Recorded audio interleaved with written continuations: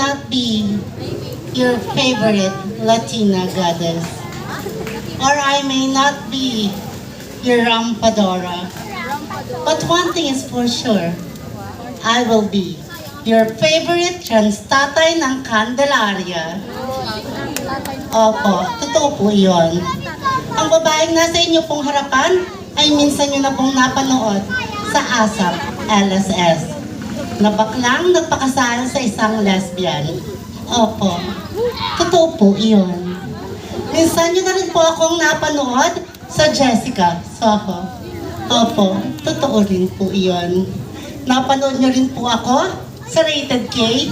At opo, totoo po yun. Pero mga mahal na manonood, ngayon pong darating na Sabado, mapapanood nyo na rin po ako sa Rapi Tulpo. Joke lamang po yun. Utatakil ang kalpel payal, utatakil tapatong mo. Or should I say, hello and good evening, beautiful people of the land. For I believe in a saying that whether we are a man, a woman, or a homosexual, the fact that we are all created by one God, therefore, we are worthy of love, understanding, and care. Sending you the message of peace, love, unity, and friendship. The lady before you is Maria I.C. Manalo, a 23 young stunner, hailing all the way last from the cocoa-desiccated capital of the world, municipality of Candelaria, province of Quezon. But tonight, please do allow me to stand by the name of one of the most beautiful faces in the world of pageantry. The lady who represents our province in the last concluded Miss Universe Philippines. Opo, ako nga po. Ang babaeng nagbabalik ng tablado, binibining Maria Atisa Manalo. At si Maria Atisa Manalo po ay mag-iiwan sa inyo ng isang kasabihan na sa inyo, mga kalalakihan, hindi nyo na kailangan gumamit ng shabu, cocaine o marijuana dahil sa akin pa lang, sabog ka na. And I thank you. Thank you, candidate number 3.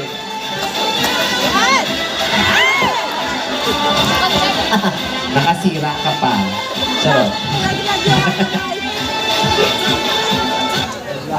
Nalanglagay pag pihit ay nadakdal ng And now, let's meet our candidate number 4.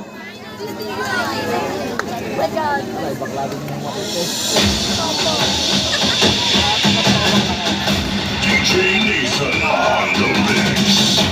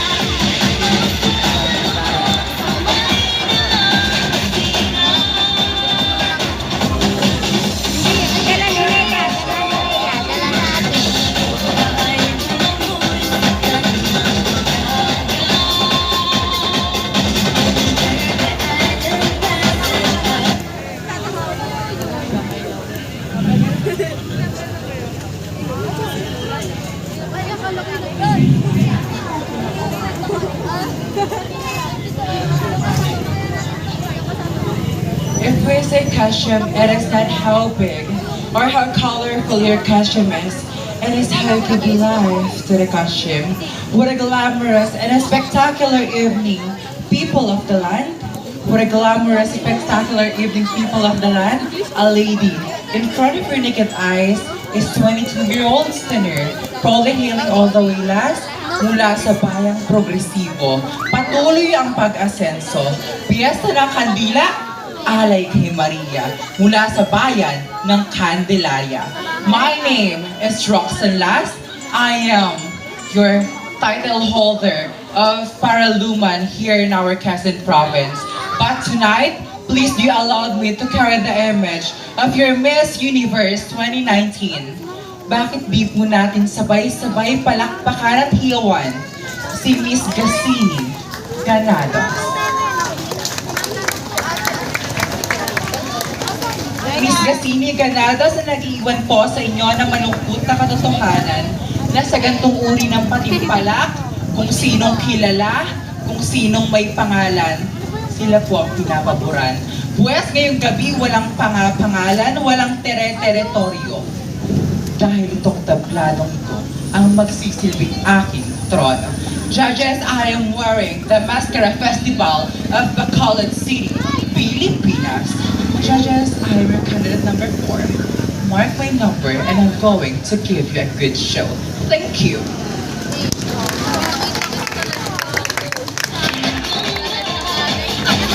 Thank you, candidate number 4. And now, let's meet our candidate number 5.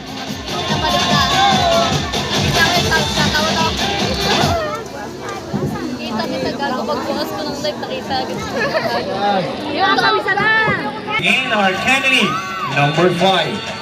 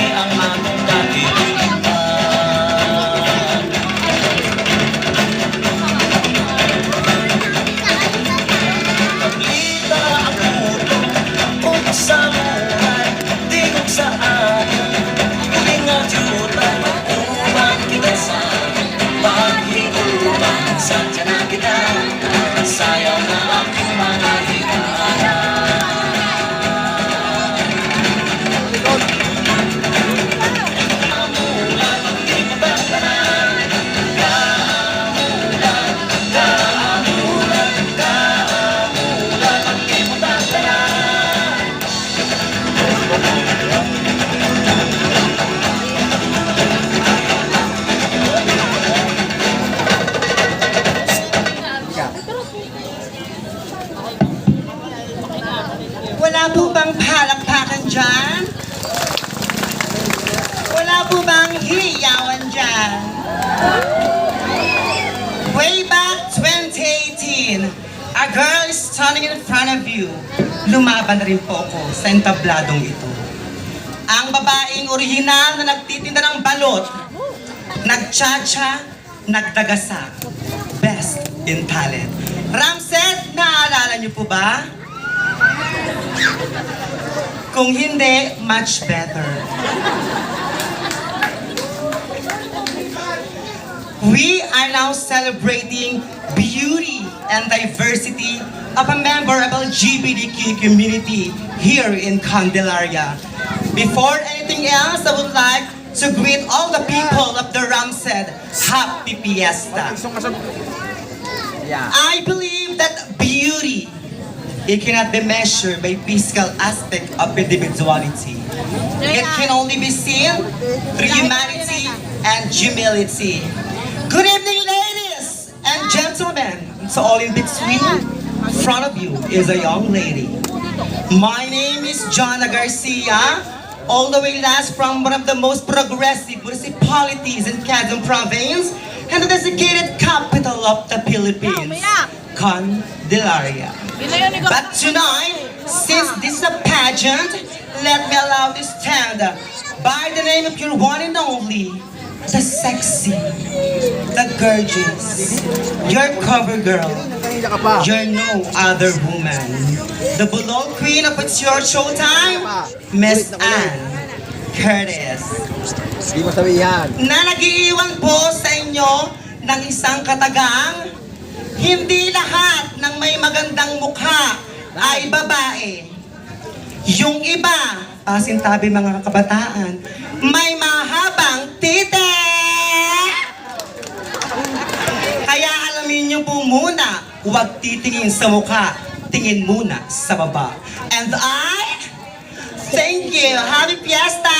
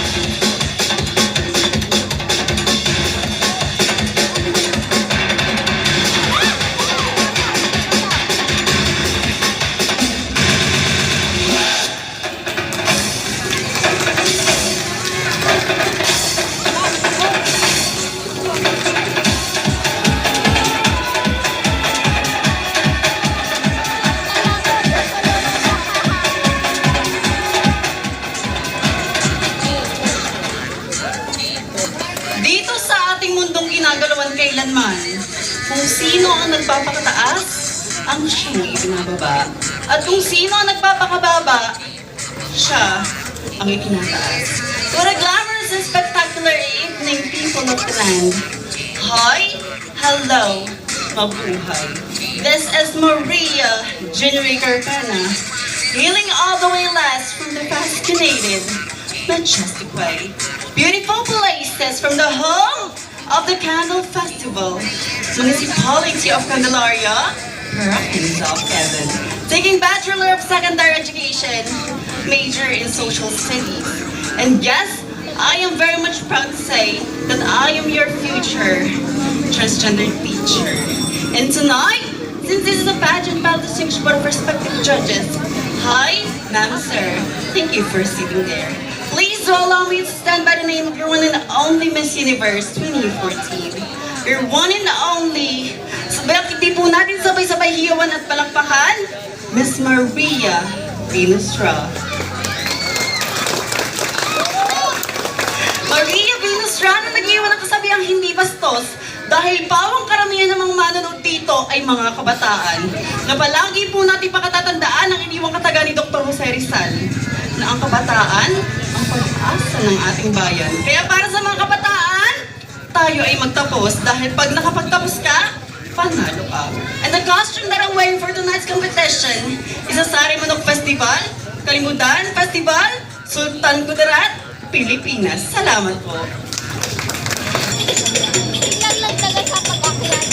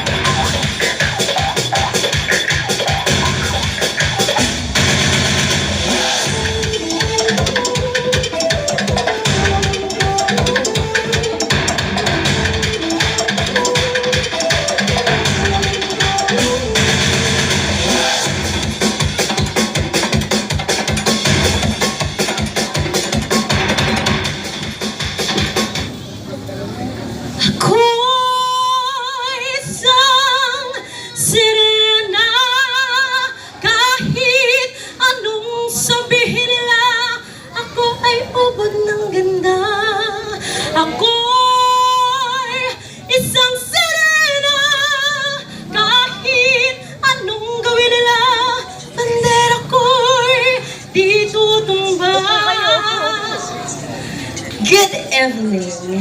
Hep hep. Hooray! Good evening, people of Ramsed.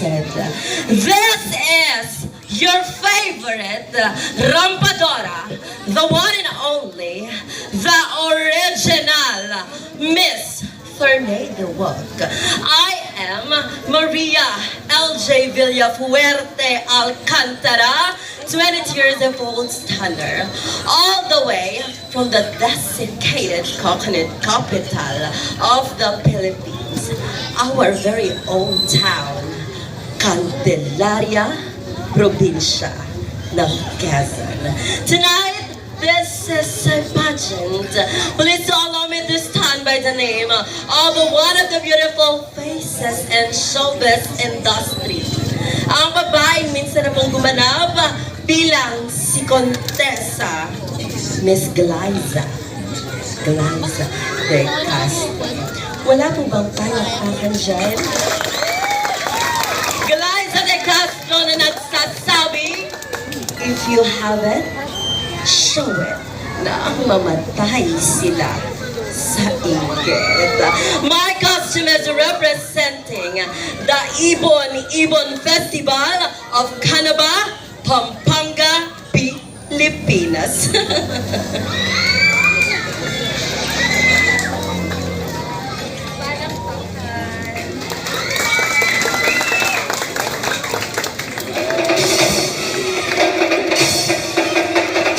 And there you have it, ladies and gentlemen, the 7 lovely candidates.